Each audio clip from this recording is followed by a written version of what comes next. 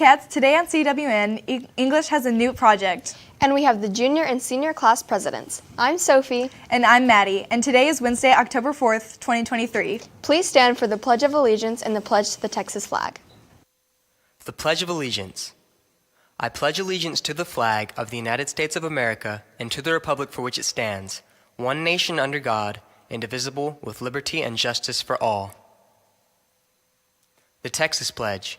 Under the Texas flag, I pledge allegiance to thee, Texas, one state under God, one and indivisible.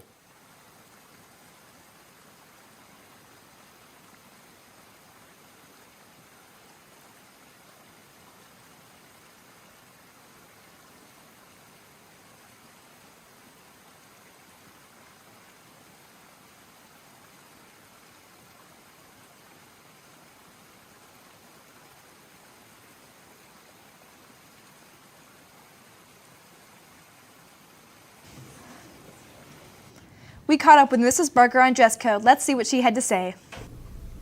Okay, guys, this is kind of a topic of dress code, and we just want to make sure that everybody seems to be on the same page, which we're not right now. And Jasmine here has on the correct length for dress code. So she has it at mid-thigh. This is mid-thigh, somewhere right in here, not just up high and not just covering right there. So just make sure, guys, because it's getting to the point where this morning, I think we probably had about 50 to 60 girls that had to get a longer shirt or they were going to ISS. If we continue to have to remind you about the length, we're probably going to ban tights after this 9 weeks, which is after next week. Same thing with the Crocs. Boys, you got to make sure, and girls, that you have those Crocs. We call it sport mode, and that means that back strap is on the back of your heel, not across the top of the shoe. Crocs and tights are a huge problem right now. If that's not corrected, we're going to ban both of those from coming to Calallen High School on your body. The other problem, pajamas. Pajamas are not allowed in Calallen High School. Those are for sleeping. We want you awake. We want you on top of things. So that's our dress code issues for today. Pay attention. Don't make us correct you all the time.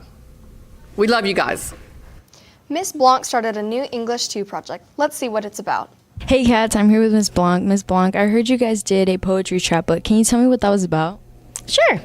So we did it first in PAC, and then we did it in regular just last week. The students were asked over 2 weeks to write 7 different poems.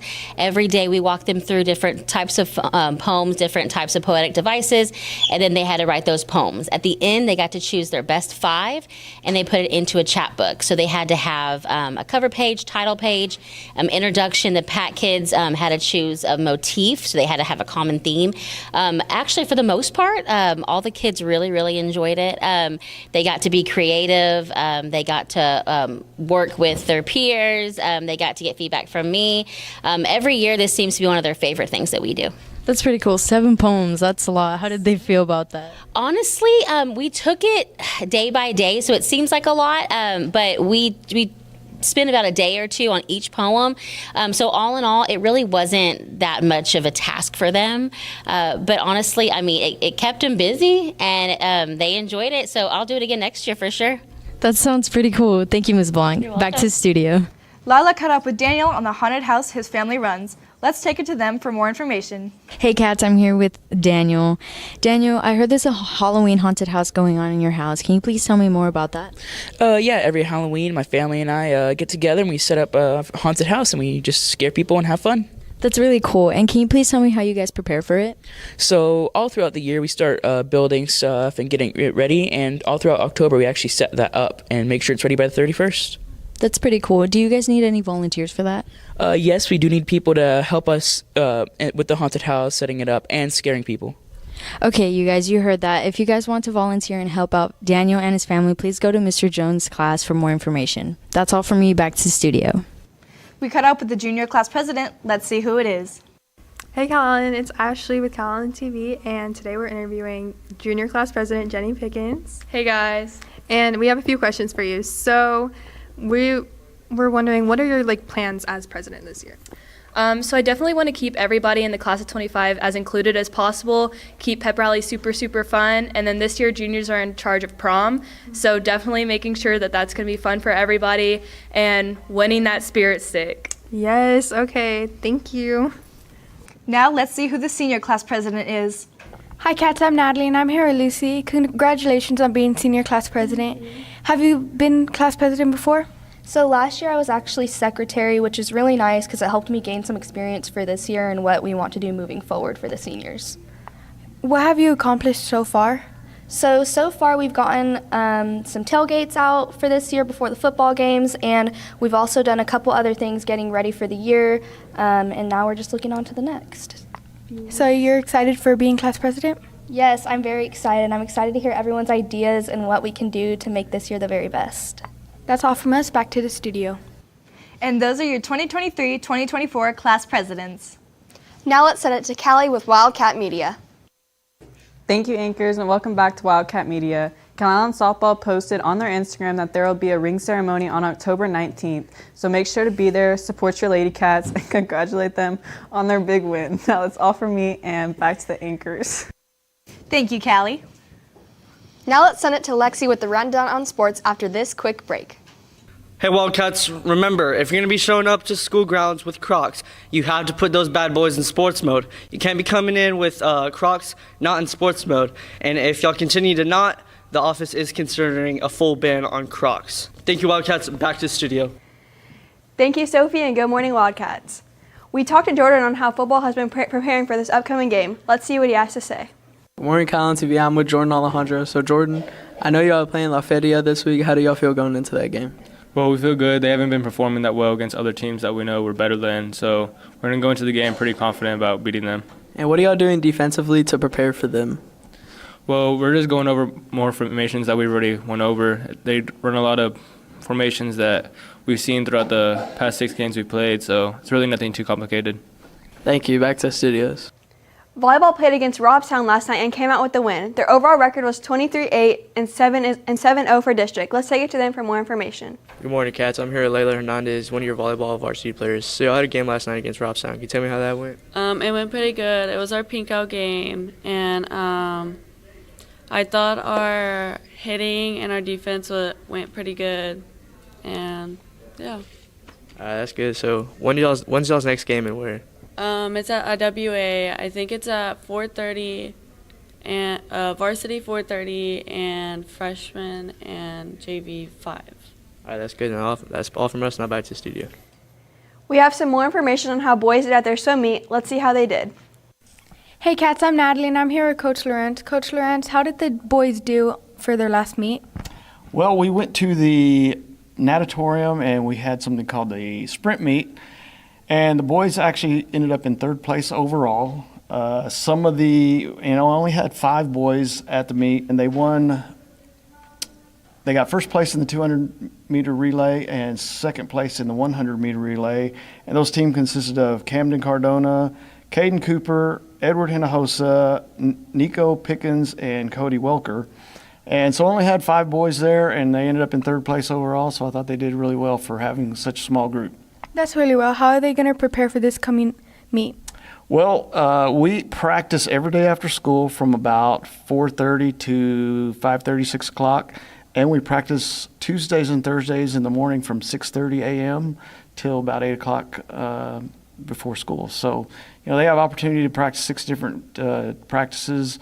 And, we've been working on different things like endurance and sprints. So they have a lot of opportunity to get better.